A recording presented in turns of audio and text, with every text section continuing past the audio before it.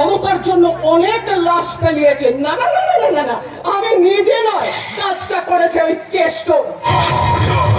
কিন্তু কেষ্টর চাল চলন মাঝে মাঝে বদলে যায়, তাই ওর গতিটাকে একটু বেঁধে রাখতে হবে, আর না হলে আগেও বিপদ আর পরেও বিপদ। রঞ্জন রায় এই চন্দ্রপুর থানার দায়িত্বপ্রাপ্ত পুলিশ অফিসার। সে তো সরকারের খাতায় লিখিত, অলিখিত। আমি তো আপনার সামান্য সেবক ম্যাডাম। সেবক? তা সেবক হয়ে কি কাজটা করলেন শুনি? সামান্য একটা চাষার বাচ্চাকে তো জব্দ করতে পারলেন না। লজ্জা দেবেন না ম্যাডাম, এ তো হচ্ছে আমার বাহাদের খেল। কিন্তু ওই কেষ্ট কেষ্ট কেষ্ট কেষ্ট সালা কেষ্ট কি তোমার গলার টুটিটা টিপে ধরেছিল? ম্যাডাম,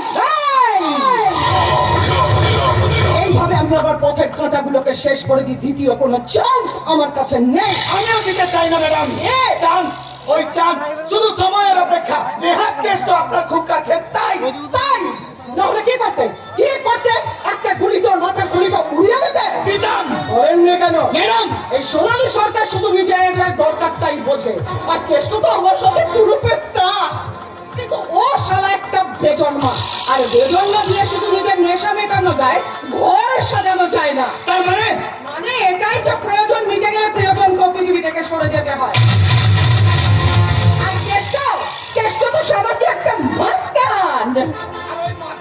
মস্তান আপনি বানিয়েছেন দিদি। হ্যাঁ, কিন্তু গয়ারাম গয়ারাম কোথায় গেছে সেটা বলতে পারো? অনেকক্ষণ আগে খবর দিয়েছি। এই গয়ারাম!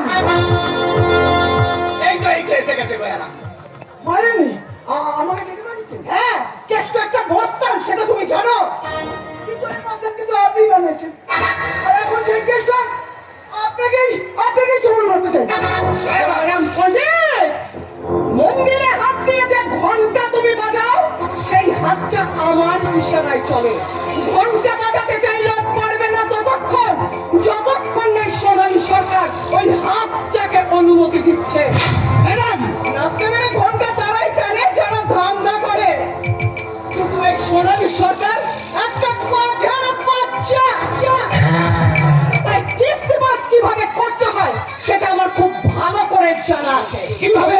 এখনো পর্যন্ত কটা মাথা একটু বেশি নড়ছে। দুটো, আর দুই নবীনের ভাই বিনয়। রঞ্জন রায় আর বিনয়ের দায়িত্বে গয়ারাম পণ্ডিত। আমি দুজনের পূজারি, ঈশ্বর আর তুই মাজনুনি। মানে আগে থেকে সব ঠিক করে রেখেছি। বিনয় বিনয় বলুন ঠাকুর মশাই। শোন বাবা বিনয়, আমি যা যা বলছি, মানে আমি যা যা বলেছি তুই অক্ষর অক্ষর মিলিয়ে যদি মিথ্যা বলে প্রমাণ হয় তা